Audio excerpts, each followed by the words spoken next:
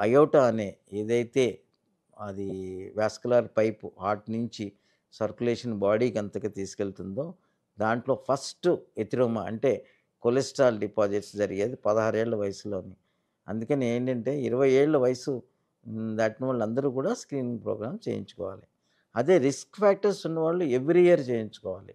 ఏమేం టెస్ట్ అంటే simple blood sugar. Diabetes వల్లనే చాలా వరకు ప్రాబ్లమ్స్ వస్తాయి. అందుకని బ్లడ్ షుగర్ ఫాస్టింగ్ లెవెలు, మనం ఒక పోస్ట్ పాండియల్ లెవెలు, ఒక్కొక్కసారి గ్లూకోజ్ టాలరెన్స్ టెస్ట్ కొన్ని కేసుల్లో, కొన్నిసార్లు 3 నెలలకి బ్లడ్ షుగర్ తెలిసేది హెచ్‌బీ1ఏసీ టెస్ట్. ఈ విధంగా మనం అసలు షుగర్‌లో ప్రీ డయాబెటిక్ స్టేజ్‌లో ఉన్నామా, డయాబెటిక్‌లో ఉన్నామా అన్నది తెలుసుకోవాలి.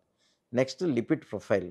ఈ లిపిడ్ ప్రొఫైల్‌లో మనం చెప్పినట్టు total cholesterol, LDL bad cholesterol, HDL మంచి కొలెస్ట్రాల్, ట్రైగ్లిసరైడ్స్ చాలామంది అండర్ ఎస్టిమేట్ చేస్తారు ట్రైగ్లిసరైడ్స్. కాదు, ట్రైగ్లిసరైడ్స్ ఎక్కువ ఉంటే హార్ట్ అటాక్స్ రావచ్చు, బ్రెయిన్ స్ట్రోక్ రావచ్చు. ఇంకో వింత ఏంటంటే ప్యాంక్రియాటైటిస్, ప్యాంక్రియాస్ కూడా దెబ్బతింటుంది. అందుకని ఈ లిపిడ్ ప్రొఫైల్ అనేది చాలా ఇంపార్టెంటు.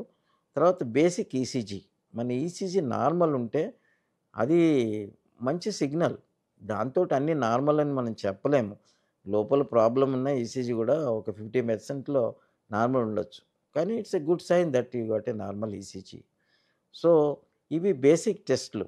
కానీ మనకి కనుక హార్ట్ గురించి రిస్క్ ఎంతుంది తెలుసుకోవాలంటే, మనం ఒకసారి ట్రెడ్‌మిల్ టెస్ట్ చేయాలి. ట్రెడ్‌మిల్ టెస్ట్ చేయగలిగిన వాళ్ళు, మోకాళ్ళు నొప్పులు లేని వాళ్ళు, దానికి సంబంధించి ట్రెడ్‌మిల్ చేయగల కెపాసిటీ ఉన్నవాళ్ళు, ఇతరత్రా ఏం ప్రాబ్లమ్స్ లేని వాళ్ళు మంచిది ట్రెడ్‌మిల్ చేయగలిగితే.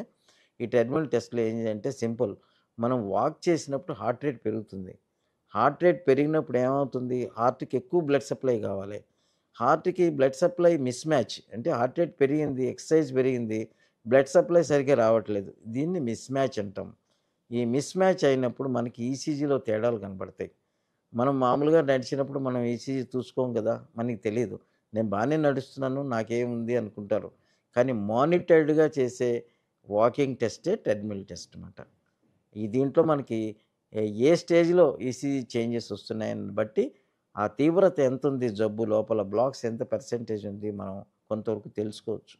కొంతమంది దాంట్లో యాంజియోగ్రామ్ టెస్ట్‌లు వాటికెళ్తారు.